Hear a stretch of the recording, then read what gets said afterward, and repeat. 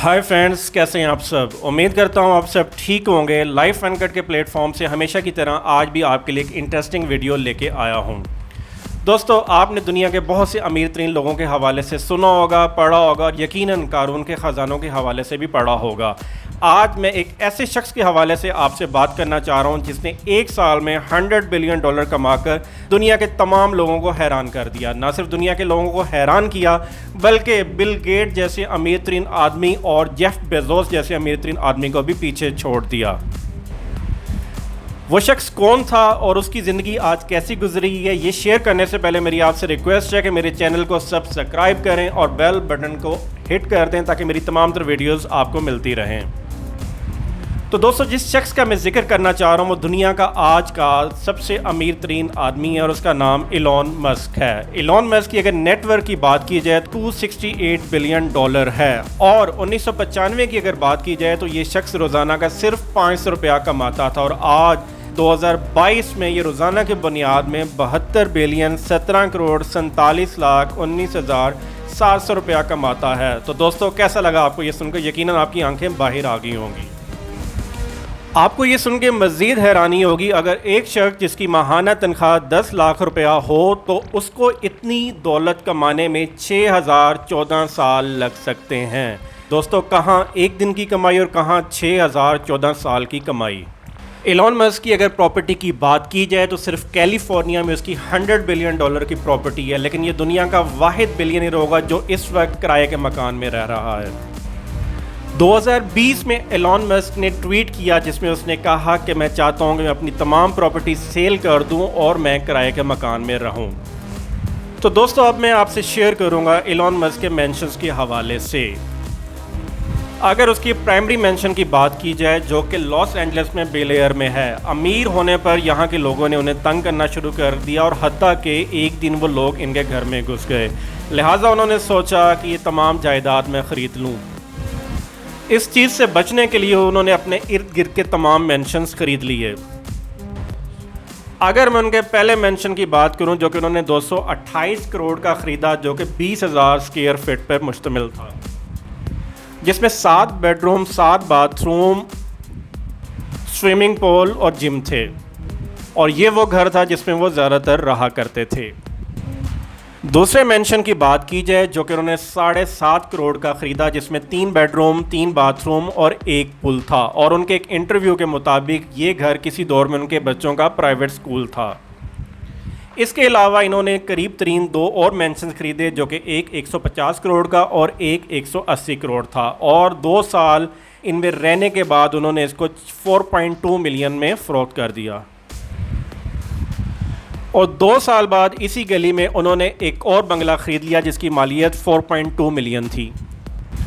San Francisco में उनके पास 100 साला मेंशन है जो कि 16,000 स्क्वायर फीट है, जो कि उन्होंने 265 करोड़ का ख़रीदा। इस मेंशन में तमाम तर चीज़ें एंटीक हैं और यहाँ से सैन फ्रांसिस्को बे के खूबसूरत नज़ारे नज़र आते हैं। तो अगर एलॉन मस्क की बात की जाए तो अगर उनको अपनी फैक्ट्री के सोफ़ा पर भी सोना पड़े तो वो सो जाते हैं, बल्कि ज़्यादातर वो अपनी फैक्ट्री में ही सोते हैं। और इसकी सिर्फ एक वजह है कि उनको अपनी कंपनी में काम अपनी ज़र निगरानी करवाना अच्छा लगता है।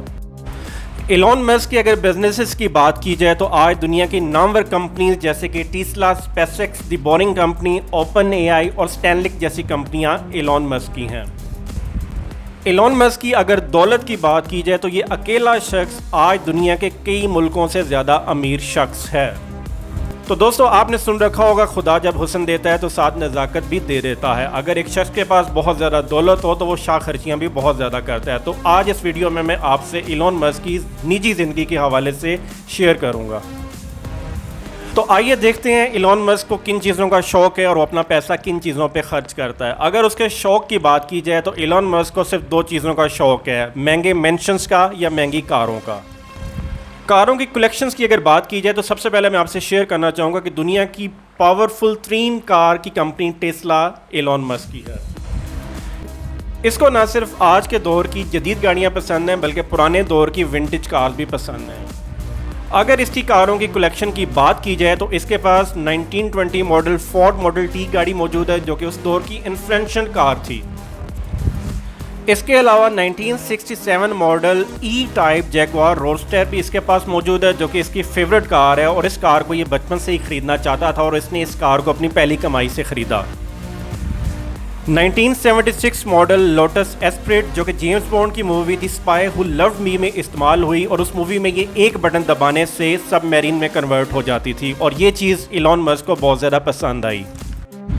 2013 में जब ये गाड़ी नीलामी के लिए पेश हुई तो एलॉन मस्क ने बगैर टाइम ज़ाया किए इस गाड़ी को $1 मिलियन में ख़रीद लिया, लेकिन उसे ये जान के बहुत ज़्यादा मायूसी हुई कि हकीकत में ये एक बटन दबाने से सबमरीन में कन्वर्ट नहीं होती।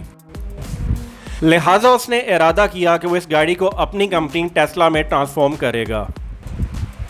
इसके अलावा 1978 मॉडल BMW 3201, जो कि 10 सेकंड में 0 से 100 तक जाती है। 1997 मैक्लारन F1, जो कि एक ख़तरनाक हादसे में तबाही का शिकार हो गई।